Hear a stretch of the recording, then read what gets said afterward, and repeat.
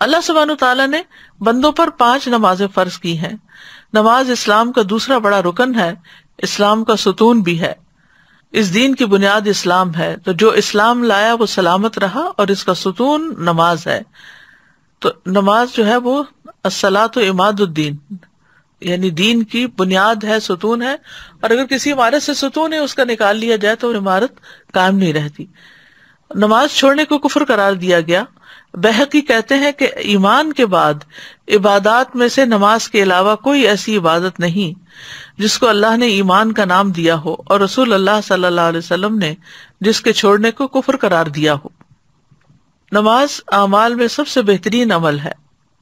رسول اللہ صلی اللہ علیہ وسلم نے فرمایا، ثابت قدم رہو اور تم ہرگز اس کی مکمل اطاعت نہیں رکھ سکو گے، اور جان لو تمہارا سب سے بہترین عمل نماز ہے، اور وضو کی محافظت وہی کرتا ہے جو مومن ہو.